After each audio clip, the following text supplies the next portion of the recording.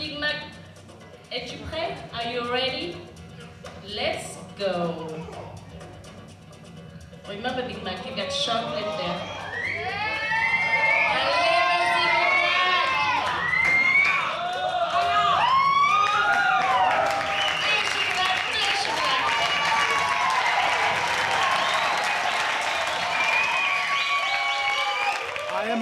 Je suis un fric depuis la naissance, je suis le plus gros contorsionniste au monde. Big Mac fait partie de la troupe du Jim Rose Circus, le plus célèbre freak show au monde. Il y a 13 ans, cette compagnie réinvente la foire aux monstres en montant sur les planches très rock du festival itinérant Lollapalooza. Alors que ce genre de spectacle était banni, les freaks volontaires de Jim Rose en font un show branché et hors norme. J'étais très jeune et à côté de ma maison, il y avait un endroit où les freak shows venaient s'installer. Et ils demandaient toujours aux gamins du coin de travailler pour eux pendant 1 ou 2 semaines. Et j'étais un de ces enfants.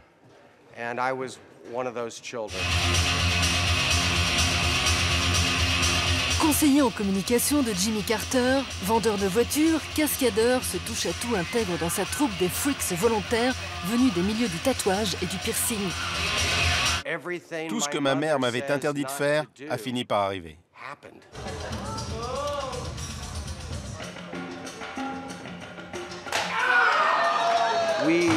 On ne se prend pas au sérieux. On est carrément crétin et on est fiers de l'être.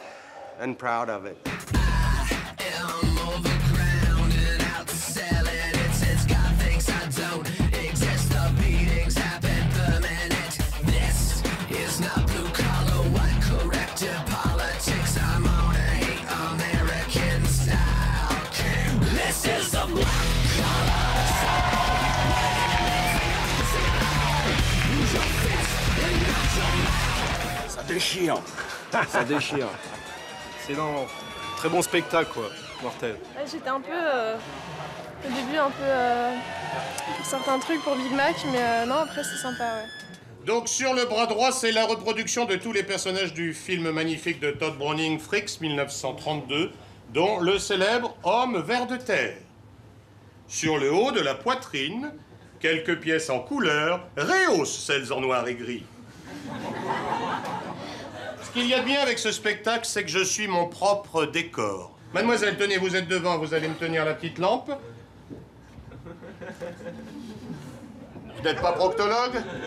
Bon, c'est bon.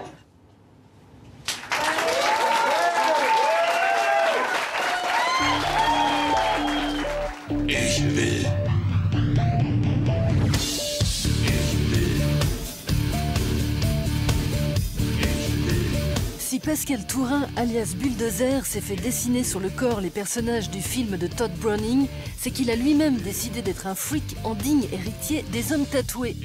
Son one-man show tourne autour de sa nouvelle peau.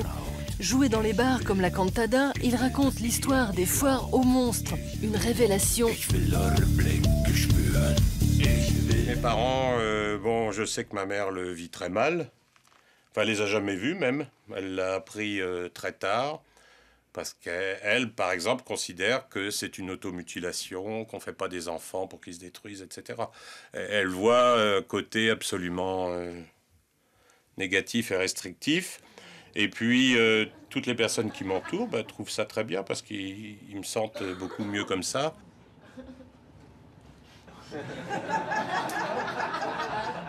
Le film de Todd Browning, ça a un charme, ça a une poésie. Les gens différents ont aussi beaucoup de choses à nous apporter, ont beaucoup de choses à dire. Et en fait, dans ce film-là, la seule qui est vraiment monstrueuse, c'est celle qui a une apparence normale, à savoir donc la comédienne qui joue le rôle de l'acrobate. Ça demande combien de temps le nettoyage, là, finalement? Vraiment 2 jours. Non, il faut 3 douches, quoi. Il m'a percé vraiment les tétons. Tu vois le petit trou? Ça fait mal.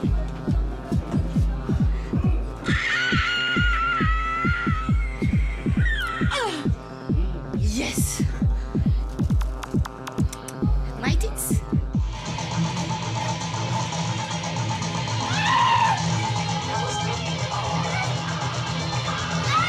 Dans la tradition du grand guignol et des freak shows, les sex-androïdes n'ont qu'un seul but, épouvanter leur public. Et pour ça, tous les trucages sont permis. Des faux tétons en latex, de l'hémoglobine en capsule et des cris d'horreur. Tout est faux.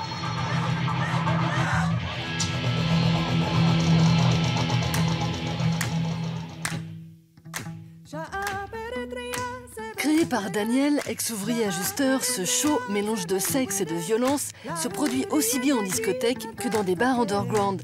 C'est Daniel qui crée tous ces masques et ces effets très spéciaux. C'est l'idée de faire un match de boxe en fin de compte avec le public. Voilà. C'est pas méchant parce que quand les gens ils peuvent s'évanouir, ils sont contents. Donc, voilà.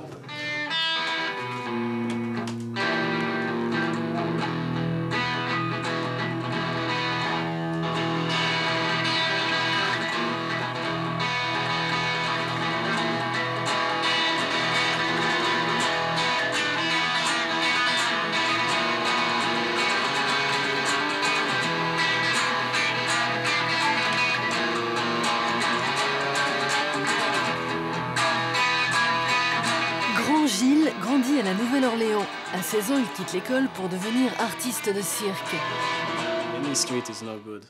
Dans la rue, c'est même pas la peine. Les gens s'éloignent, ils ne veulent pas voir ça. S'il vous plaît, partez. Une fois, à Philadelphie, on s'est fait arrêter. Le juge nous a simplement sommé de quitter sa ville et de ne jamais y revenir. Tout commence à la suite d'un pari. Grand Gilles se perce le nez, y accroche une corde reliée à son pied et la fait vibrer comme on joue de la guitare. Il est immédiatement embauché comme fakir. Depuis 1 an, il se produit à Paris avec sa troupe, le Cirque des âmes en plastique, et vit avec Cécile, son assistante. Je préfère autant être sur scène derrière lui plutôt qu'être en face et regarder, parce que quand je vois la tête des spectateurs, c'est assez dissuasif. Il y en a qui quittent la salle, il y en a qui deviennent tout blancs, il y en a qui regardent à peine, enfin comme ça.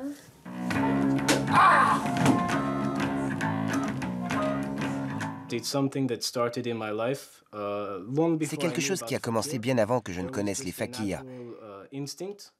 J'avais cet instinct d'essayer de repousser mes limites, essayer de devenir plus fort, essayer de m'améliorer en tout, de me pousser physiquement. Ça m'a conduit à devenir fakir naturellement.